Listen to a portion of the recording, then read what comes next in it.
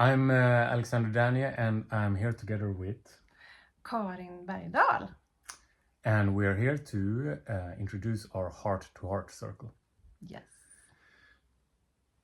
The art is to practice relating with presence, staying attuned to what's alive, tense, could come alive from the level of the felt sense from the body, with the body. And to do this, we use the sentence stem, I notice that. Yes. I notice that. Let's give an example. Yes. Starting simple, we can notice something we perceive through our senses. And I notice your blue, beautiful eyes.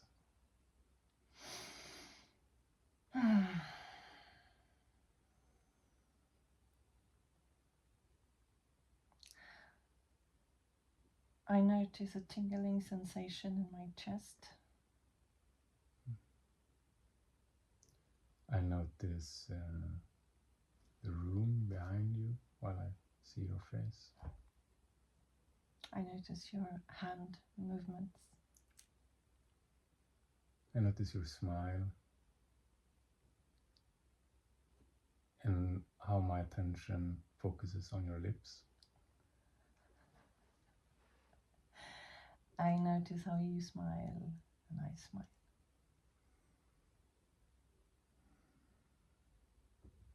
And it isn't anything more complicated than that. We start simple and then we can increase the challenge of what we're noticing. And when it comes to including the felt sense, the body as an anchor to presence, as well as the means of finding our true, vulnerable, authentic experience, there are a couple of principles to follow. And those are trusting experience. That means trusting whatever arises in the moment. Even though you might have a following thought that judges your experience. You can include that. Means anything can be recycled. This practice isn't about right or wrong. That would be something that just increases the rigidity when we're trying to be correct, and in truth we're actually quite sensitively vulnerable, or perhaps nervous, afraid. I remember very specifically this particular part when I was doing circling in the beginning. And I was like, okay, so I know pretty well what I'm feeling, but that's probably wrong to say. I don't know what the rest of the group will think about this. So in the beginning I didn't say that, but just as you're saying, that particular thing is the goal to actually share, and that will be recycled, and just to trust that and just own it and do it. Do you remember how it felt as you discovered that you can? When I discovered that. And you actually shared it, that which you've been holding back. First I was really scared, then I was a little bit ashamed, but then I felt released. And it was really well welcomed, and jag tappar engelska ord här.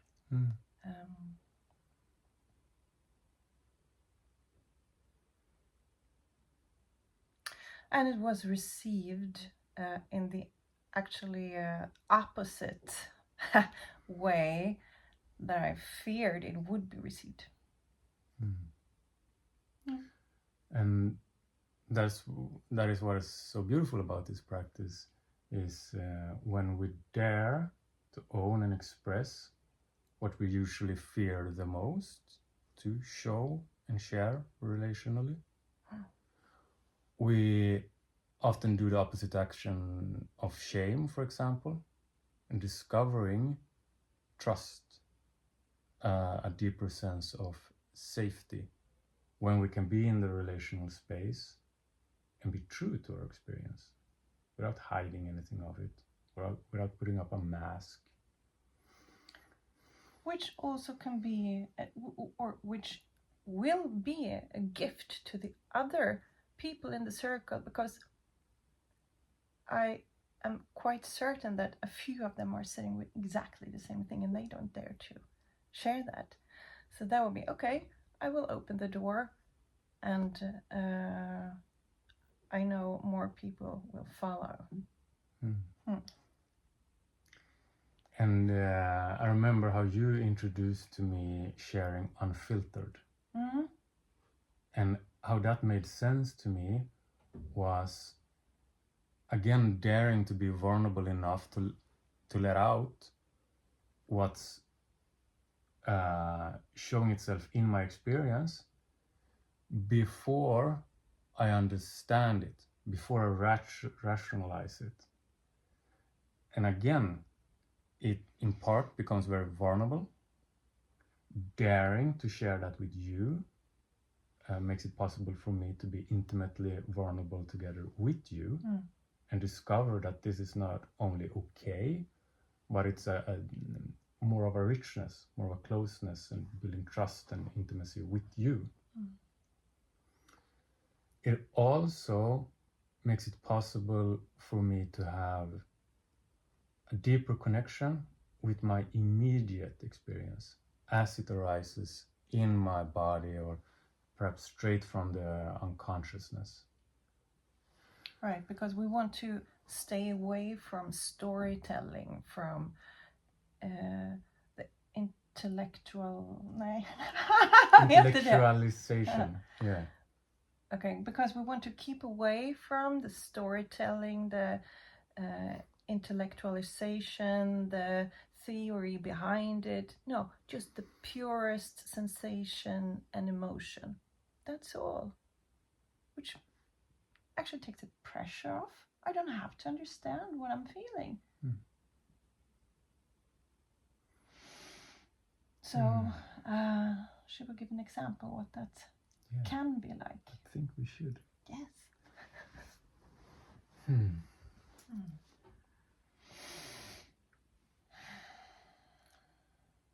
I notice denser energy in my chest, and a sense of warmth and love, actually. Notice how I take a deep sigh as I say that.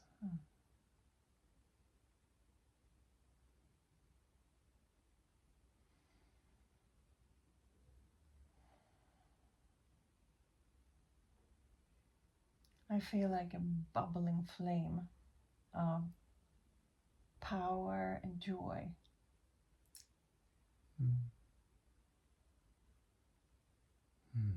Hearing you say that built some joy in my experience. I connected to that. I realized I was leaning into some kind of caretaking energy, as I noticed your nervousness before, which was very beautiful, but it also made me lean sort of forward and wanting to hold you or reassure you. And as you shared, you had this bubbly, powerful joy. It's just that all dissipated, and I felt more of the joy, connection to joy in me.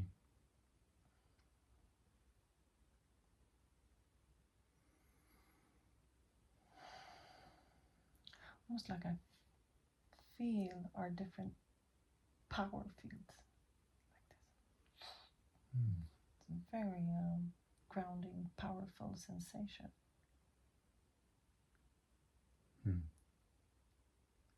And I'm just going. So here comes owning.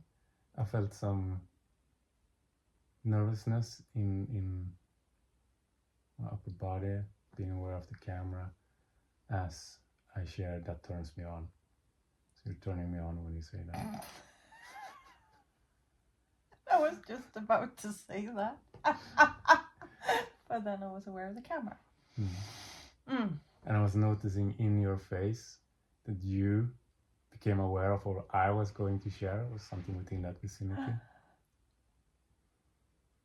I'm gonna own that. Your power turns me on.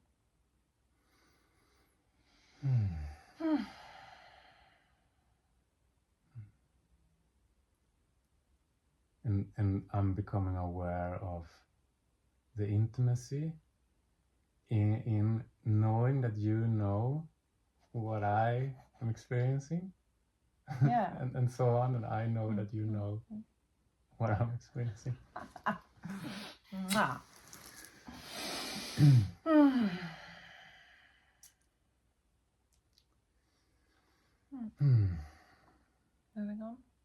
Moving on.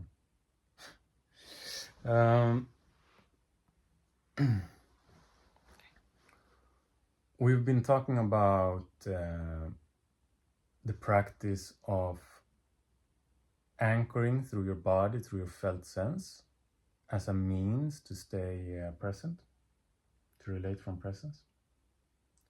And that equally important is to trust experience and to own what is your experience.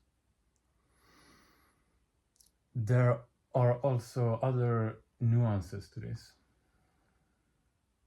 And that is that part of this practice is about being with the other in their world. And since we can't initially know how the other's experience is, we can, first of all, listen with a willingness to be impacted, which can be very vulnerable, and also own when something in us wants to know more about the other. We can actually start feeling maybe how that is, but also honoring that we don't yet actually know. And one practice part is to, for example, share assumptions. And that can be like, before when we recorded, I got a sense that you were nervous. Was that true? Yes. That was true. And I feel seen. That you acknowledge that you say that. It makes me feel that's okay. It's okay being nervous. Thank you. Thank you. Again, I feel this warmth of love in my chest. And what both Karin and me just did was sharing impact. As you mentioned, I felt seen. That becomes this beautiful gift of sharing what the other person's share evoked. And I did the same by saying, like, I feel again this warmth of love.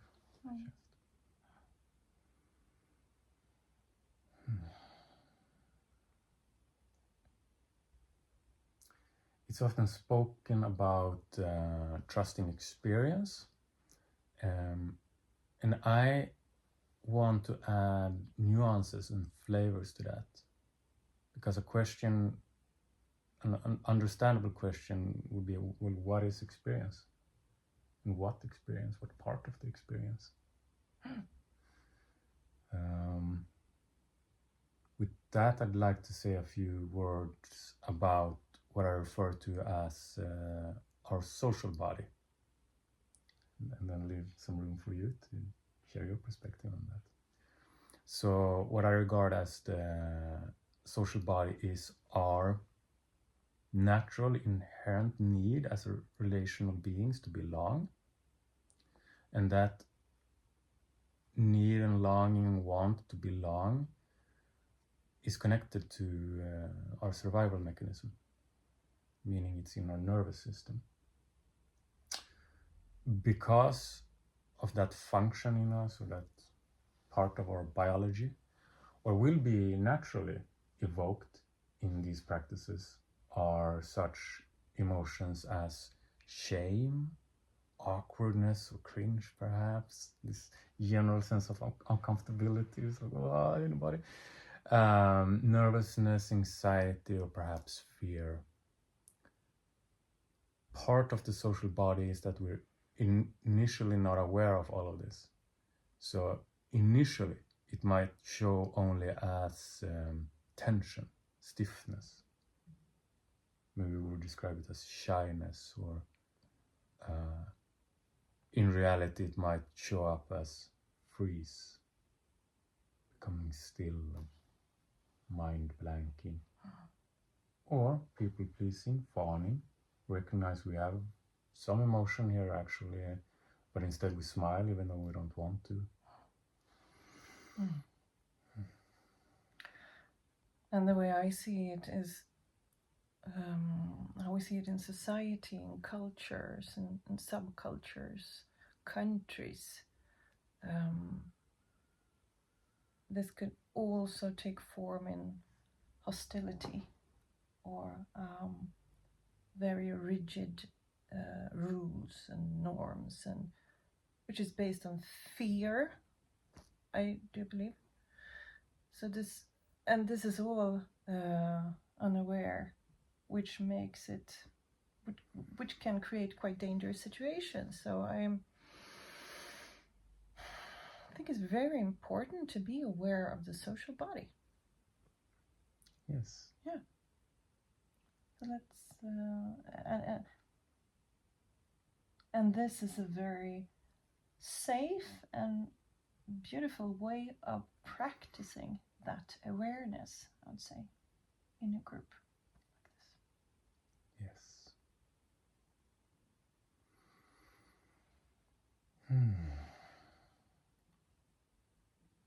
What I've seen to be common as I hold circles like this is that often people can say, for example, I don't trust you, or I don't feel connected, like I don't feel a connection with you.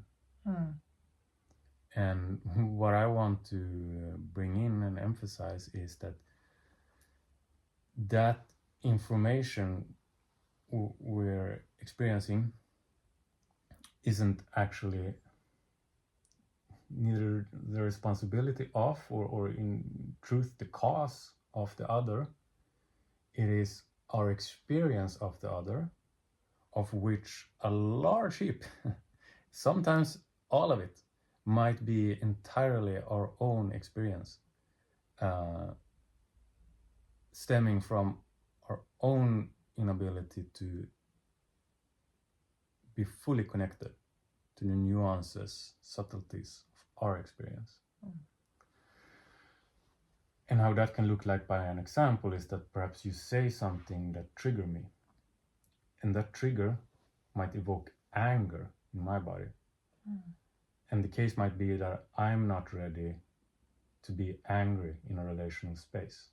All my defenses says that that's too dangerous. I will be excluded. I'll be wrong, bad, evil. That it's not fitting in this space, that we're supposed to be a certain way. If I can feel my anger, and my nervous system, my survival mechanism is going to activate and shut that down, what I'll see through my awareness might be some sense of deficiency. I might have a response such as freezing, and the thoughts, you're not safe, I can't trust you. When in reality I'm not trusting myself or feeling that I'm safe. And since it's a form of disconnect, I might look at you and claim I'm not feeling connected to you. and believe that that's your blame, your responsibility. So what would be your first and most simple advice if to be aware of that, to yank out of that? To start owning and naming whatever you're currently able to connect to in your experience, even though you don't yet know what that is. So in my case, it might actually start with that not feeling trust or disconnection, but with the awareness that this is my experience entirely. And from there, where do you go from there?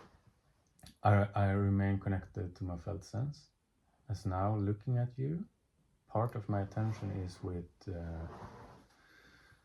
energy in my chest and in my belly. As I mentioned that, I notice energy in my neck and shoulders. And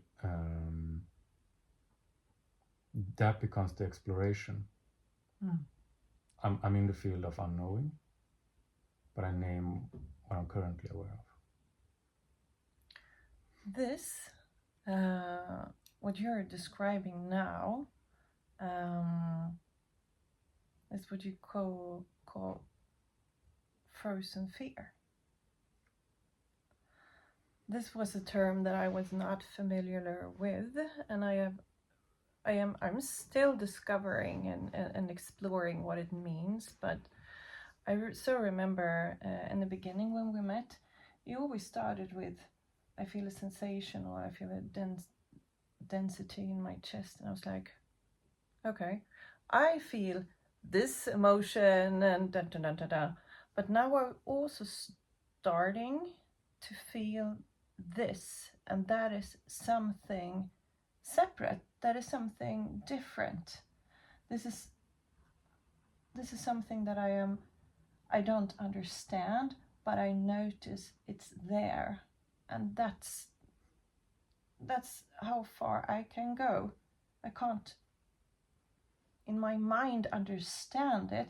I just have to be patient, which is not a strong side in me. I just have to be patient and see how it evolves. And from there are so many keys that will unlock hidden rooms in me that I didn't know existed. This is gold. This is gold. Thank you for giving me that gift. I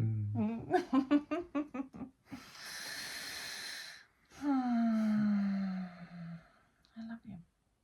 I love you.